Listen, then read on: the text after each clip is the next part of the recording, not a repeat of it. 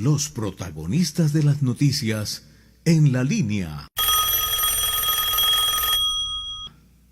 Le damos la bienvenida en Antioquia Amanece el legado a...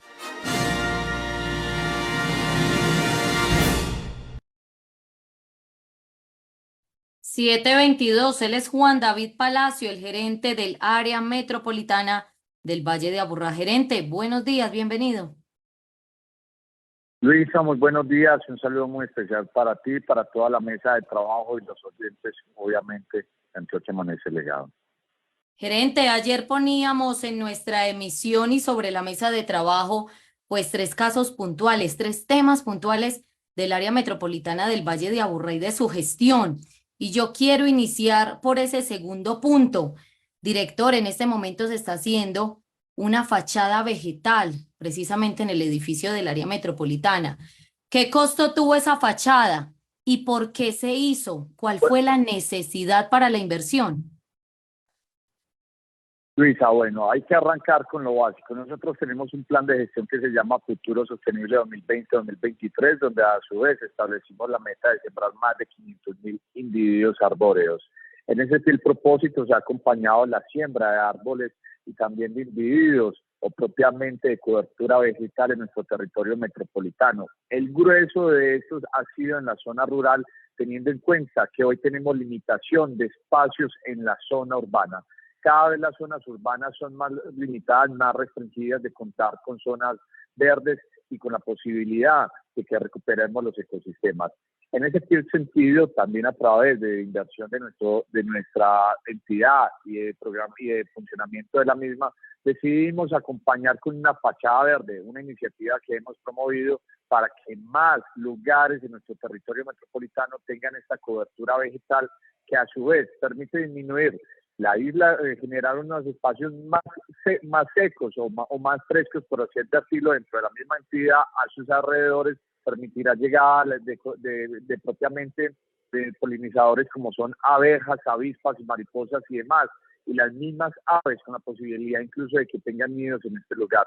Esta es una fachada verde que suma al plan de gestión Futuro Sostenible 2020-2023 dentro de los 500.000 individuos que se están sembrando.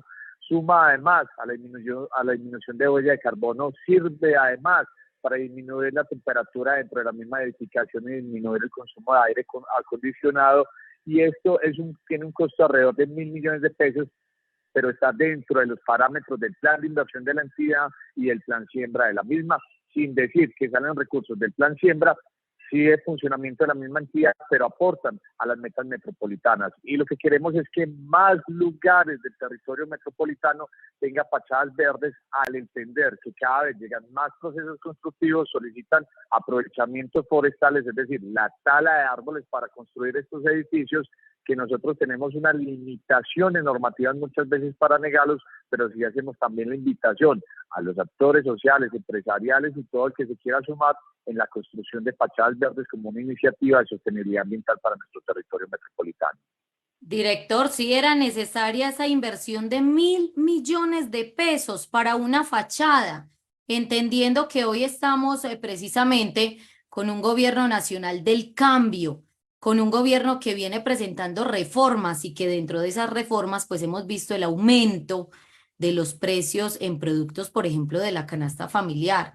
Dirán ustedes, bueno, pero es que nuestra misión es precisamente la siembra de árboles, crear espacios verdes, pero sí era necesario. ¿Y quién es el contratista que está haciendo precisamente esa fachada Luisa, verde?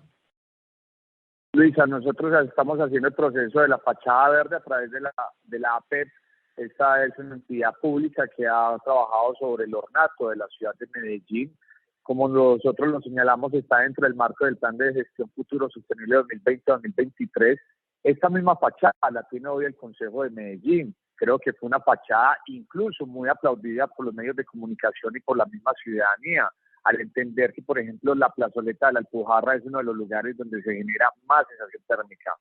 En ese mismo sentido, nosotros también advertimos que esta fachada verde no inició durante el gobierno del cambio, inició muchísimo antes, como lo había señalado, porque es precisamente de cara al Plan de Acción Futuro Sostenible 2020-2023, y así consta en la contratación que se realizó con la AP precisamente para esta fachada verde. A propósito de los temas planteados el día de ayer, hubo un tema que lo tocamos y durante todo el día se debatió en diferentes partes porque nos encontramos con varios actores, sobre todo en la movilidad en Medellín. Y es precisamente la iniciativa que en la autopista y en muchos de los sectores de la ciudad donde estaban exentas las vías de pico y placa, haya precisamente pico y placa. Y muchos nos decían, pero es que uno viene de un territorio, pasa por la autopista, llega a otro departamento y si uno no se da cuenta que ese día hay pico y placa en la autopista, se lo lleva el que sabemos. ¿Cómo manejar esto y cómo fue esa reunión con los alcaldes de los diferentes municipios donde aprobaron este tema? Bueno, Elkin, en ese sentido hay que advertir que nuestro territorio cada vez tiene más rodantes, más habitantes y nuestro espacio geográfico sigue siendo un espacio limitado. Es decir, nosotros no vamos a crecer en espacio. Hoy hay que advertir, no existe pico y placa para el transporte de carga ni los vehículos placa blanca, como es el que mueve a los pasajeros y demás. Eso hay que señalarlo, que esas condiciones no cambian. Ese sector sigue con las mismas consideraciones, que están exonerados de pico y placa y que pueden circular con total normalidad, más aún cuando de ellos depende gran parte del ejercicio logístico y económico de nuestro país, al ser quien transporta la carga muchos de estos. Eso como primera situación. Lo segundo, hay una serie de vías muchísimas, todo el corredor de Río, toda la autopista norte, toda la autopista sur, Las Palmas, algunas vías de Medellín y otras vías del territorio metropolitano, hacia el sur, hacia Bello y además. Muchas veces han señalado que se tomen medidas adicionales para seguir controlando la movilidad de nuestro territorio metropolitano. Se advertía un dígito adicional. Es complejo contemplar un dígito adicional, más aún cuando ya se tiene pico y placa todo el día, porque cada vez van a ser más dígitos y vamos a seguir en las mismas consideraciones. Entonces se toma una medida que es precisamente eliminar las vías exentas en el territorio metropolitano, señalando que no se elimina para el transporte de carga ni para el transporte público, tampoco para los que están exonerados, como son propiamente mensajeros en sus motocicletas, como son propiamente también los vehículos híbridos y demás. Pero hay que ser también honestos. Una persona que toma la vía regional sur o norte, que va exonerado por esa vía, se va a desviar a cualquier lugar de nuestro territorio metropolitano. Es decir, muchos ciudadanos, y con el respeto de cada uno de estos, hacen alusión a las cámaras de fotodetención y también a los agentes de tránsito, porque también hay un número de agentes de tránsito inferior en el territorio metropolitano con respecto a las necesidades que tiene. Así sucede en Medellín, en Sabaneta, en Envigado, en Bello, en Itagüí, en todos los municipios. Entonces, una persona que toma el corredor de Río para desplazarse, por ejemplo, hacia Bello, posteriormente, se va a desplazar hacia un barrio de Bello o hacia otro lugar. ¿Esto qué significa? Automotores rodando, automotores generando congestión y sumado a ello, una situación que cada vez degrada la calidad del aire, sumado por los intensos incendios que se han presentado en el territorio nacional, pero hay que advertir adicionalmente que para el 19 o 20 de este mes iniciamos nuevamente episodio de calidad del aire y que es necesario tener medidas que mitiguen esta situación. Pero muchos ciudadanos, sector empresarial y demás actores habían solicitado insistentemente la eliminación de las vías que estaban exentas porque sencillamente la ciudadanía las utilizaba como una disculpa de estar exentas para luego desviarse a otros corredores del territorio metropolitano y así generando congestión. Director, hubo un rifirrafe, si así lo podemos llamar, entre usted y el representante a la Cámara, Daniel Carvalho, en torno al programa Encicla. Incluso usted hizo presencia en una audiencia pública por parte de la Cámara de Representantes que lideró el señor Carvalho. Se habló de que hay desinformación en torno al programa Encicla, información que de alguna u otra manera ha emitido el mismo representante. Y le agrego, director, Claro que sí. le agrego, director, con su permiso, porque ayer también lo informábamos aquí, pues, de los usuarios que nos han llamado y se han quejado, pues, por el mal estado de las estaciones de Encicla. por el poco mantenimiento que se le brinda tanto a las bicicletas como a las estaciones. Y decían, bueno, el director en algún momento pues argumentó que era un ataque político contra su gestión, pero realmente la gestión en el mantenimiento de Encicla no se ve. ¿Qué tiene para decirle a esos usuarios inconformes? Luisa, muchas gracias por esa pregunta y por el espacio que me propician. Más que un rifirrafe, se trata de mostrar las situaciones reales de la entidad y del programa Encicla que se ha distorsionado de diversas formas. Lo primero hay que señalar, el 27 de enero, son fechas aproximadas, porque no quiero ser impreciso, pero sí muy aproximadas. El 27 de septiembre del 2017 se constituye una empresa que se llama La Bici América en la ciudad de Bogotá con un patrimonio de 5 millones de pesos.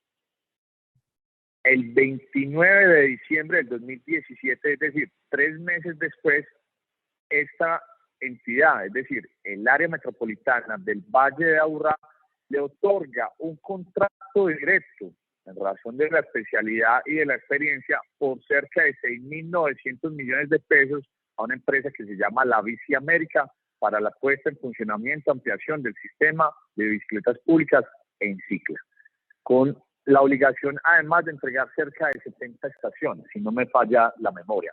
Es decir, una empresa sin idoneidad, sin mayor experiencia técnica, financiera y demás, recibe 3 meses después de haberse constituido un contrato de cerca de 6.900 millones de pesos. Ese contrato tenía una vigencia de 1 año, es decir, se debía finalizar el 29 de diciembre del 2018.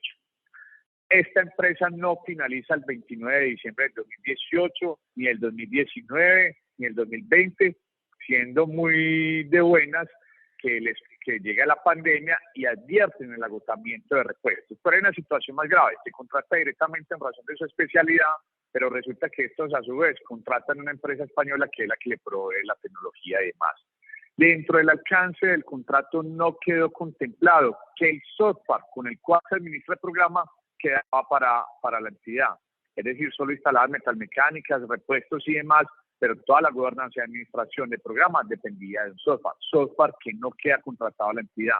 Cuando yo llego como director, que además nos coincide la pandemia, pues estas personas empiezan a entregar algunas estaciones, pero finalizan. Nosotros les finalizamos el contrato de manera unilateral, donde cerca de 40 estaciones, si no estoy más, de 30 estaciones no lograron entregar. Esas son las estaciones que muchas veces la ciudadanía nos han advertido que son estaciones huérfanas, acabadas y demás. Caso puntual, la que estaba acá en la Alpujarra, al lado de la DIAN. Caso puntual, la que estaba propiamente al frente del edificio Coltejer. Caso puntual, la que estaba al frente también del Politécnico Jaime Sasa. Estaciones que llevan más de 5 años en esas condiciones y otras tantas que siguen en esas condiciones. Pero ¿por qué señalo toda esta reseña o esta historia? Advirtiendo que esta empresa no fue capaz de cumplirle la entrega de las estaciones a la entidad, pero a su vez tampoco fue capaz de otorgar las garantías de las estaciones en Encicla. Y esto motivó que mientras nosotros finalizábamos el contrato cumpliendo todo rigor técnico para no tener situaciones administrativas, jurídicas, disciplinarias y fiscales y demás, nosotros debíamos finalizar el contrato de esta empresa, pero a la par avanzar con el diseño de un software propio de la entidad que permitiera leer la antigua tecnología y la nueva tecnología. Es decir, el área metropolitana estaba secuestrada en razón de unos malos proveedores que a su vez también señalaban que de no continuar con ellos podrían apagar el software, como así lo hicieron. Tan mala suerte de ellos que no habían contemplado, que nosotros nos habíamos anticipado con el diseño de un software que permitiera mitigar esta situación. Y sucede lo propio con la llegada de cualquier software. Propiamente, ellos tienen que ajustarse a las realidades, a las dinámicas, a la estabilización, y esto lo puede confirmar cualquier ingeniero y diseñador no vaya a ahorrar del país y del mundo entero, donde pueden confirmar que desarrollar un software en tiempo récord y que se estabilice leyendo tecnología vieja y leyendo tecnología nueva es una realidad. Pero también me dirán, ¿qué sucede con las bicicletas? Usted se ha victimizado diciendo que eso es un sabotaje. Lo demostramos en cifras puntuales. Hemos formulado las denuncias. cerca de 545 denuncias por hurto de bicicletas, vandalismo de bicicletas y a su vez también por el daño de las estaciones de Encicla.